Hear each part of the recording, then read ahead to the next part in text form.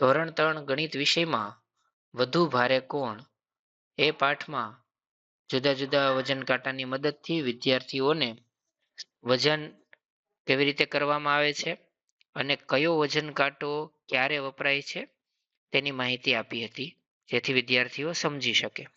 Compass છે, બરોબર? તો આ કંપાસ બોક્સ વજન વાળો છે અને આપણે જો વજન કરવું હોય તો આમાં રાખીશું ને એટલે આ ઊંચું થઈ જાય પલ્લું, જો.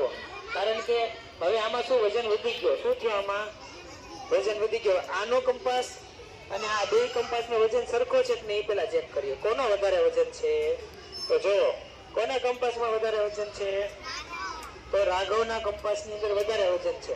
શાંતિથી મૂકવાનું, શાંતિથી. ઓકે, ચલો. આનું વજન તો બહુ ઓછું છે. જો કેટલા કિલો છે?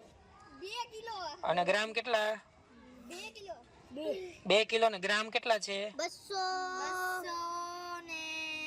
250 રાખો, કેમ કે ઓલું આવે રાખશે, આપણે બહાર છીએ ને એટલે. તો 2 કિલો ને 250 ગ્રામ એટલે સાવ ઓછું દફતરનું વજન કહેવાય. ચલો હવે આનું દફતરનું વજન માપીએ. શું નામ છે?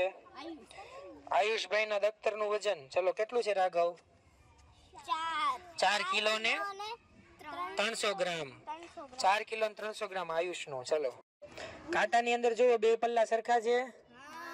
હવે હું અહીંયા 200 ગ્રામ વજન મૂકું છું એક પલ્લામાં, તો ઓલા પલ્લામાં તમારે એટલી જ તમારા કંપાસ બોક્સમાંથી 200 ગ્રામની વસ્તુ મૂકીને પલ્લાને સરખા કરવાના છે.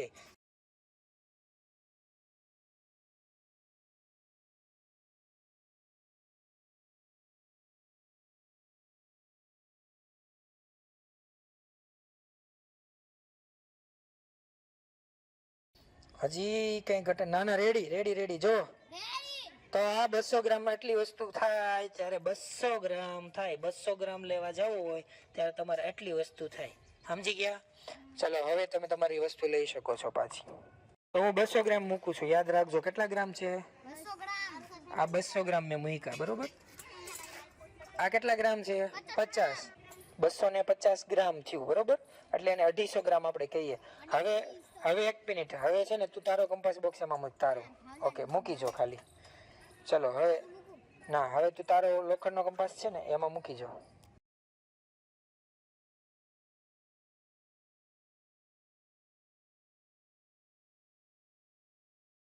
ઓકે, હજી હલાવતા નહીં બહુ, કાંટાને પેલા મૂકી દો, શાંતિ હળવો થવા દો. લઈ લો, હાલો, હાથ લઈ લો રાઘવ. ઓકે, કેટલું વધારે છે? નો થયું કહેવાય, થોડુંક વધારે છે, 1 ઇરેઝર જેટલું. ઓકે, હવે બેલેન્સ છે. જો તો 250 ગ્રામ વસ્તુ થઈ. એક કંપાસ, બીજો કંપાસ, ઇરેઝર ને 2 પેન્સિલ. માટે વેપારી આમ બેઠા હોય તો સામે કોણ ઊભું હોય? ગ્રાહક. તો એને ખબર પડવી જોઈએ ને કે ભાઈ આમાં જે વજન કર્યો છે એ બરોબર જ છે કે નહીં. એટલે અહીંયા મૂકશે, અહીંયા વેપારીને ખબર પડે છે, સામે ગ્રાહકને ખબર પડશે કે આમાં તમને 1 કિલો ખાંડ આપી છે, કેટલા કિલો આપી છે.